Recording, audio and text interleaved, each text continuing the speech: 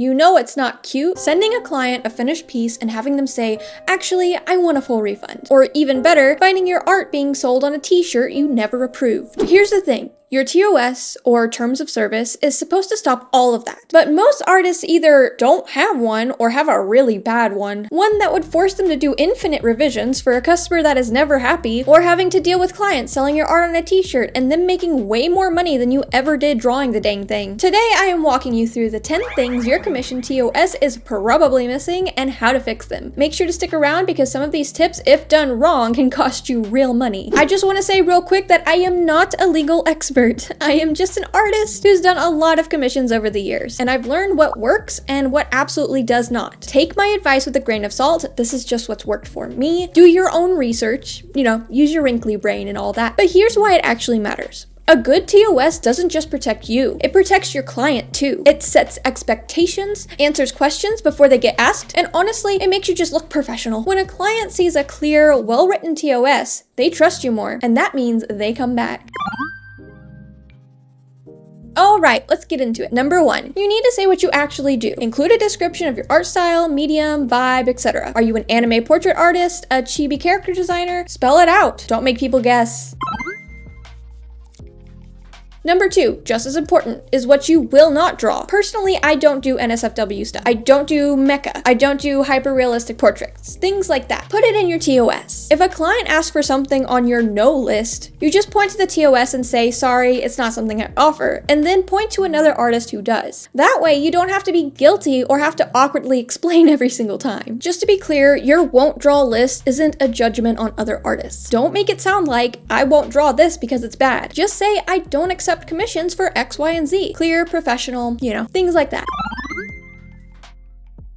Number 3, payments and currencies. You need to be specific. The amount of artists who just say PayPal me and that's it drives me insane. What payment methods do you accept? What currencies? Some websites like VGen will automatically convert currencies over, but if you're on your own, it's up to you to either limit what currencies are used or calculate on your own. It's something to think about.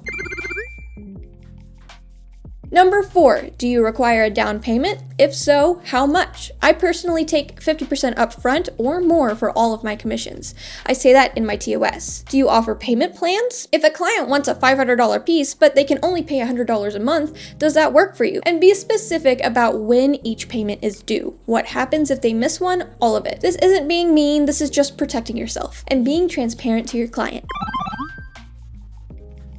Number 5. Revisions. How many revisions are included per stage? Sketch stage, 2 revisions, color stage, 1 revision. What happens if they want more revisions? Is there a fee? It's not greedy, it's because my time has value, and yours does too. Oh, and rush fees. If someone needs something done in 48 hours, it costs more. Say that in your TOS.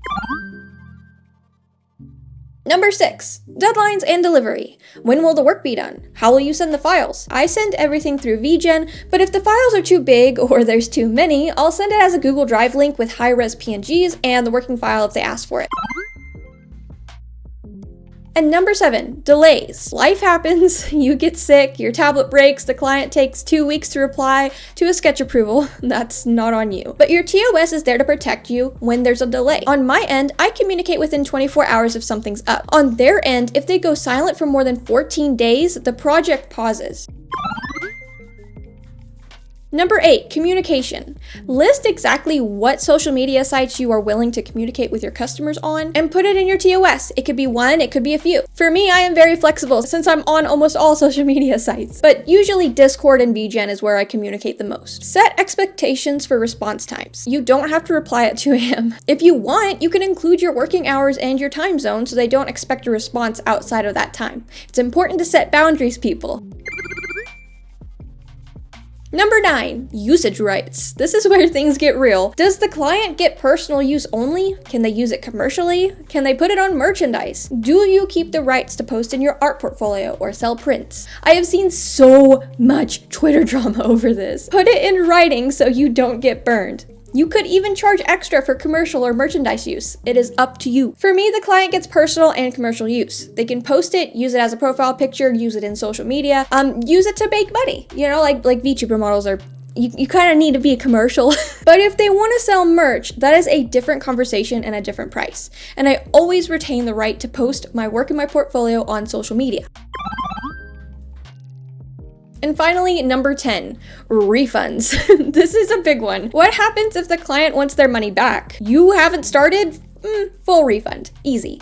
If you're halfway through, partial refund based on the work completed. If the piece is done, no refund. This can change depending on what you want to do, but write out your policy clearly. Don't leave room for interpretation. A clear refund policy is the single best way to avoid chargebacks and PayPal disputes, and that is always a headache. It's seriously hard to make a TOS that's easy to read without it being a whole novel. Like, I want people to actually read this thing, but every time I add something to protect myself, it gets longer and longer and longer. Here's my advice. Keep it clear over keeping it short. A client who actually wants to work with you will read it. But break it up with headings, use bullet points, make it skimmable. Don't write a wall of text nobody's gonna read anyway. And the very last thing, I always add a small print line at the bottom that says your terms of service can change at any time. Because they will, because you'll learn things and you'll adjust your prices, you'll add new policies. Just make sure to cover yourself there. I've got some homework for you. Go back to other artists' terms of service pages for inspiration. Don't copy them word for word, that's not cool, but see how they structured things. See what you might be missing, and then write yours, in your voice, for your business. And also remember, don't be afraid to ask your friends for critique, especially the people who aren't artists, because they're gonna be the ones who are trying to commission you. If you have a TOS and there's something in it you wish you added sooner, drop it in the comments. I'm sure you'll learn a thing or two from each other down there. As usual, I hope you have an amazing rest of your morning, afternoon, or evening, wherever you're at. I love each and every one of you. Toodles! Mwah! I want to give a huge shout out to Gabriel S, Rocky H, Ninja Cabbage, Eternal White Moon, and Fairy Fox Princess. Thank you so much for becoming our Patreon members and supporting the channel.